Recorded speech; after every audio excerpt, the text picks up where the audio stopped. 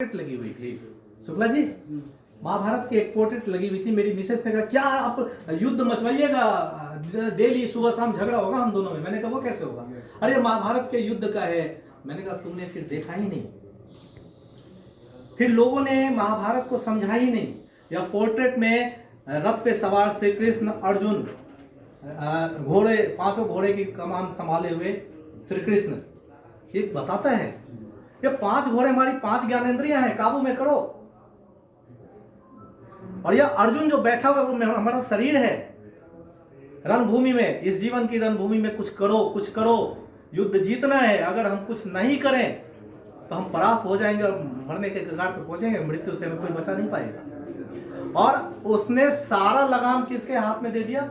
श्री कृष्ण के हाथ में, और कहा अपना सारा सर्वस्व प्रभु के हाथ में समर्पित कर दो। 5 दौड़ते हुए घोड़े हमें बताते हैं कि हमारी ज्ञानेंद्रियां भाग रही हैं, उसको हम रोकें, कंट्रोल में हमेशा लगाम कस के रखें। वहां पे मौजूद तीर बांध लिए हुए, धनुष लिए हुए अर्जुन हमें बता रहे हैं कि हम कर्मयोगी बने, कर्मशील बने, हमें युद्ध लड़ना ही है। इस जीवन में हमें युद्ध लड़ना ही है, हमें विजय होना ही है। और आगे सारा रथ का कमान संभाले हुए 5 ज्ञानेंद्रियों को किसके हाथ में डाल दिया गया? नारायण के हाथ। कि तुम कुछ भी कर लोगे, सर्वशक्तिमान जो है तुम्हारी लगाम उसी के पास है। तो दुर्योधन बांधने, उल्टे हरि को बांधने चला, जो था असाध्य वो साधने चला।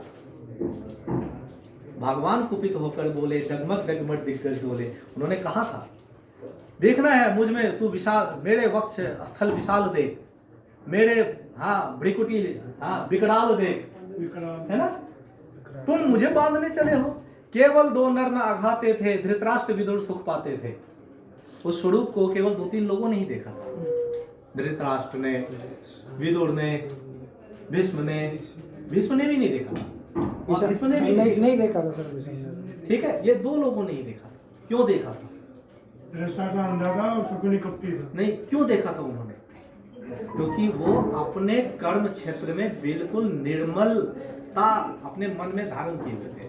और भगवान उसी के समीप होते हैं जो दिल से साफ होते हैं। Thank you.